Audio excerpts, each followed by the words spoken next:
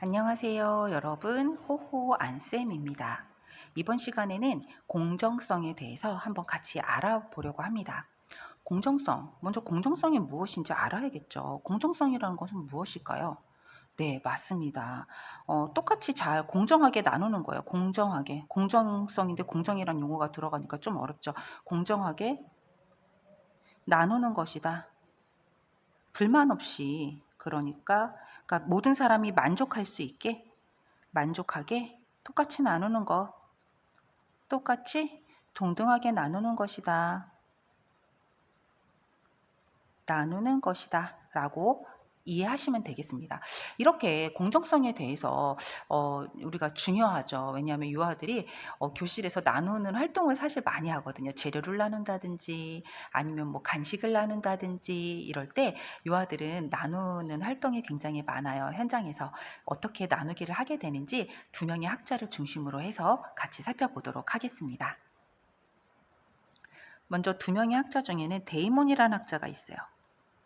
데이몬이라는 학자는 정말 안 한 게 없는 것 같아요. 너무나도 많은 일을 했죠. 우리에게 있어서는 정말 위대한 분이지만 또 임용에 있어서는 정말 어렵고 힘든 분이기도 합니다. 하지만 데이몬이 나눈 이 공정성의 단계가 정말 너무 쉬워요. 그래서 여러분들은 좀 이해하기 쉬울 것입니다. 뿐만 아니라 크로그 앤 램이라는 학자도 데이몬이랑 똑같이 공정성을 구분해 두었어요. 그런데 크로그 램도 같이 외우면 너무 좋은 게 이 단계가 명칭만 다르고 단계의 내용은 똑같아요. 그러다 보니까 명칭만 외우면 크로그 앤 램도 충분히 다 이해할 수 있는 부분이니까 외워두시면 좋겠습니다. 데이몬을 외울 때에는 우리가 크게 이렇게 3단계로 나눌 수 있어요. 세 덩어리로 나눈다는 거죠. 이렇게 세 덩어리로 나눌 수 있는데요. 당연히 0수준일 거고요. 1수준일 거고 2수준으로 나눕니다. 대부분 0수준에서는요. 자기중심적인 사고를 하는 단계예요. 그쵸 여러분? 자기중심적인 네, 자기중심적인 사고를 하는 단계입니다. 죄송해요. 중간에 재난 문자가 와가지고 이게 영상이 좀 끊어졌네요. 근데 따로 편집하기가 조금 시간이 없을 것 같아서 제가 그냥 조금 불편하시더라도 이어서 해보도록 하겠습니다. 영수증, 자기중심적인 특성이 나타나는 시기더라라는 거. 그래서 요거를 똑같이 나눈다 그랬잖아요. 공정성이라는 거. 어떻게 외우면 좋냐면 똑같이 나눴는데 욕을 했대요. 욕을 왜 해?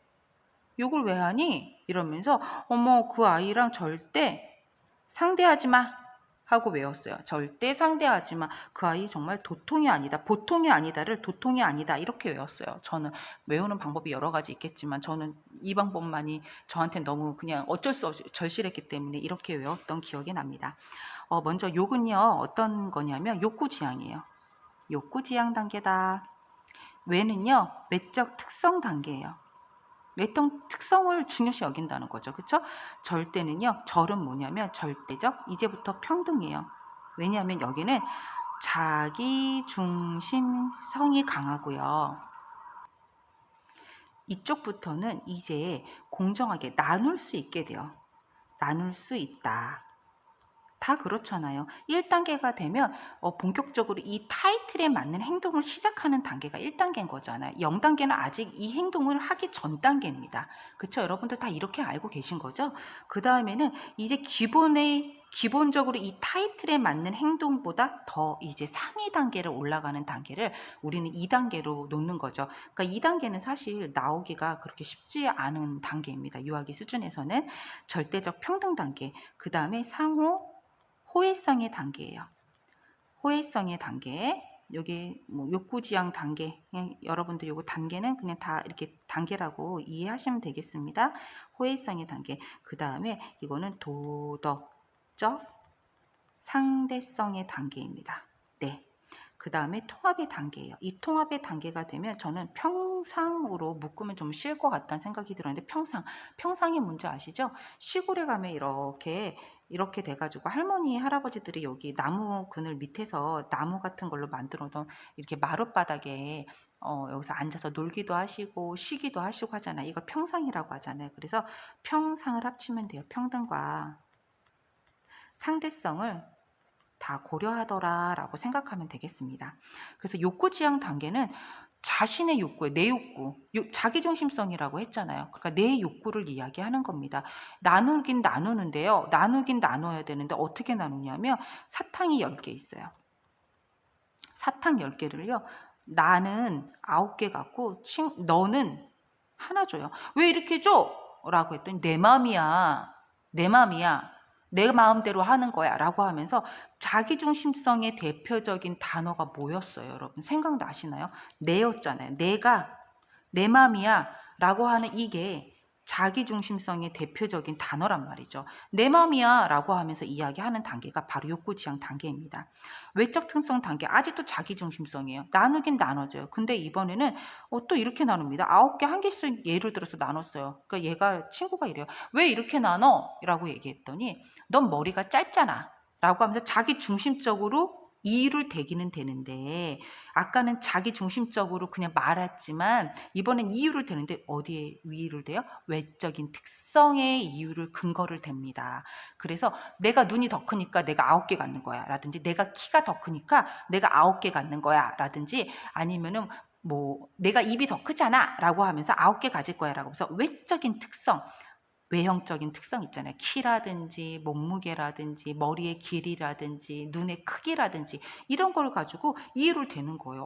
너무 말도 안 되죠. 자기중심적인 단계가 바로 이렇게 좀 아기 같은 단계입니다. 그런데 이제 1단계가 되면 공정성, 분배를요. 이제 시작하게 돼요. 어떻게 시작을 하냐면 공정하게 나눕니다. 똑같이 이유 없어요. 이유 없어요. 똑같아요. 똑같이 나눕니다. 그래서 이렇게 파이가 있다면 똑같이 나누어 주는 이 단계가 바로 절대적 평등입니다. 이유 없어요. 뭐 더 나 좀 더 줘. 안 돼.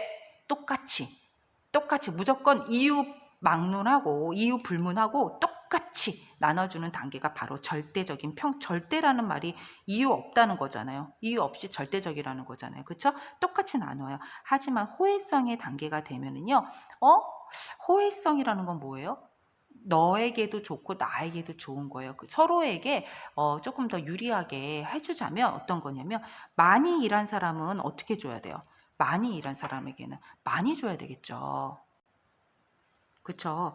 많이 일한 사람에게는 많이 줘라. 그리고 조금 일했다. 그러면 조금 줘라. 요만큼 일했다.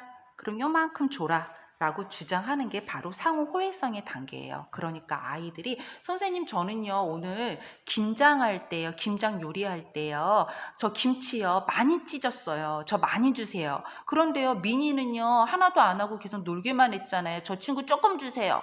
라고 말하는 단계가 바로 이 상호 호혜성의 단계인 거죠. 그리고 나면 이제 이 기본적인 단계를 넘어서 와 이제 그 상위 수준으로 넘어가는 거예요. 도덕적 상대성의 단계에서는 어떤 거냐면 그런 거죠. 결핍을 인정합니다.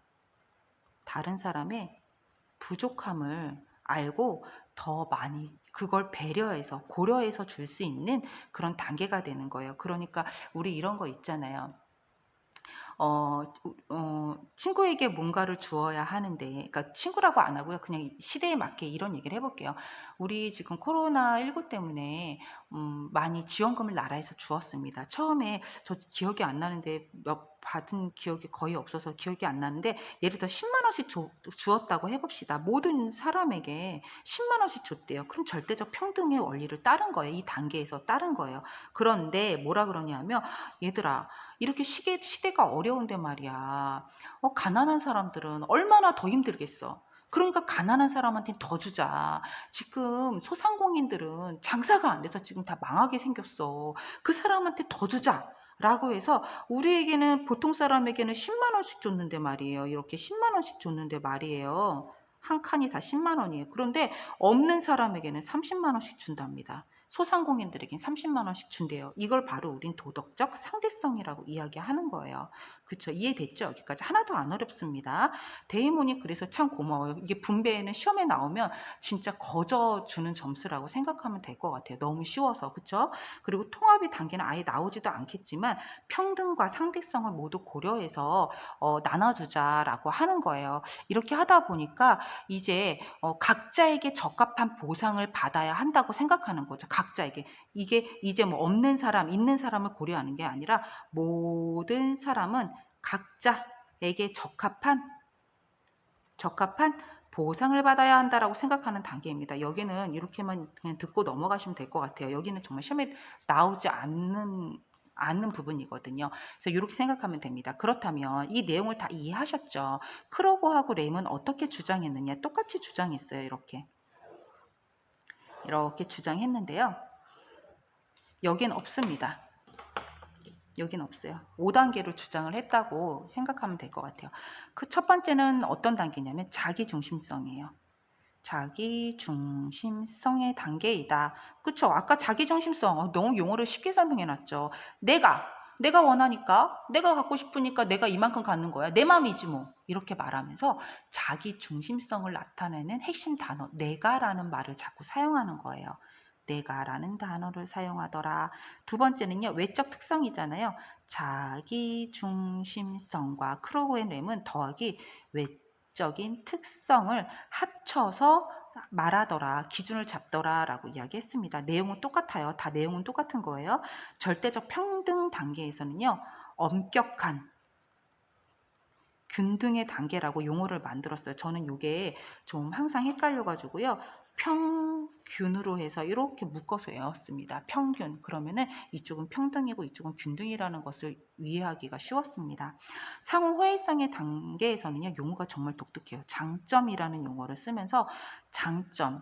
자기가 잘했던 부분에 대해 초점을 맞추어서 나눈다. 그러니까 많이 일한 사람은 얼만큼 많이 받고 and 조금 일한 사람은 조금 받자 이렇게 말하는 단계가 바로 장점의 단계입니다. 그리고 마지막은 너무 고맙게도 용어 자체도 똑같아요. 도덕적 상대성의 단계다. 즉 결핍을 인정하더라. 부족함을 인정해서 그것에 따라서 나누어 주더라 라고 하면서 크로그 앤 램이 이야기했습니다. 이렇게 데이몬과 크로그 앤 램이 나눈 공정성에 대해서 알아봤어요. 어렵지 않죠, 여러분. 이 부분은 핵심이 한 여기쯤 되겠죠. 제가 보는 핵심은 여기부터 시작해서 한 여기쯤까지 이렇게 보면 되는데 대부분은 여기에서 많이 유아기가 시험에 나오지 않을까라고 생각을 해봅니다. 어쨌든 이 부분을 다 외워두면서 여러분들이 공정성이 나오면 나 이거 점수 주려고 나 합격하라고 낸 문제구나 라고 생각하시면서 즐겁게 확실히 답을 알고 문제를 푸시면 좋겠습니다. 공정성에 대해서 여기까지 하도록 하겠습니다. 감사합니다.